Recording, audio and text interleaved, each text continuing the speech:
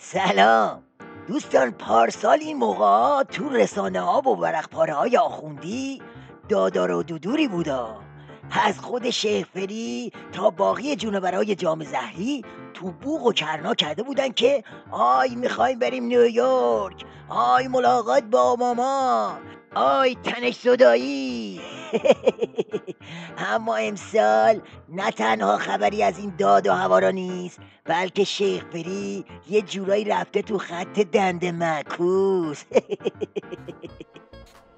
دنیا فکر کرد که اگر روزی شرق و غرب در مسئله‌ای در کنار هم متحد شوند و اگر پول مرتجعین در کنار سلاح شرق و غرب قرار گیرد و اگر افلقیان به میدان نبرد بیایند، می توانند انقلابی را به شکست بکشانند. این اشتباه بزرگ قدرت‌های بزرگ و مرتجعین در دیروز قبل از انقلاب، در دیروز دفاع مقدس و در امروز ایستادگی مردم ما در برابر توطئه هاست. چرا غرب و دیگران اشتباهاتشان را تکرار می کنند؟ انتری نژاد عمامه دارو باش. پس اعتدال چی شد شیخ فری؟ راستی جریان چیه؟ زهر رو میخوای بالا بیاری یا وضع و اوضاع منطقه گیجت کرده؟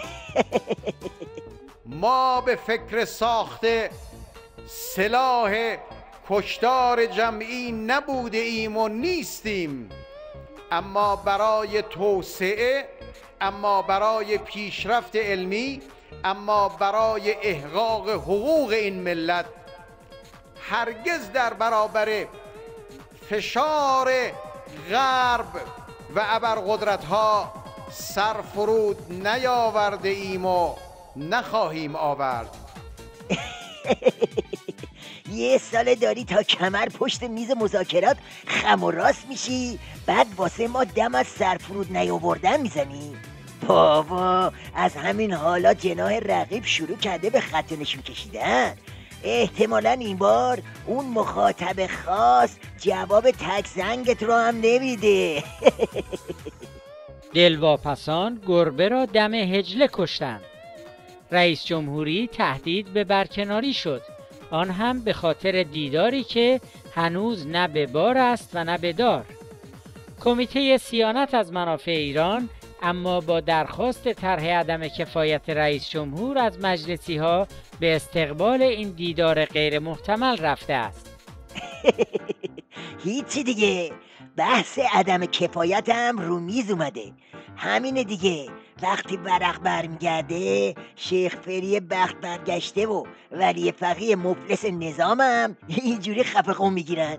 تازه همه اینا یه طرف، پذیرایی مفصل هموطنای بامراممون از شیخ فری هم یه طرف. با این حساب شیخ فری از نیویورک با دست و سر و صورت و چش و چال پر برمیگرده به آغوش ولایت.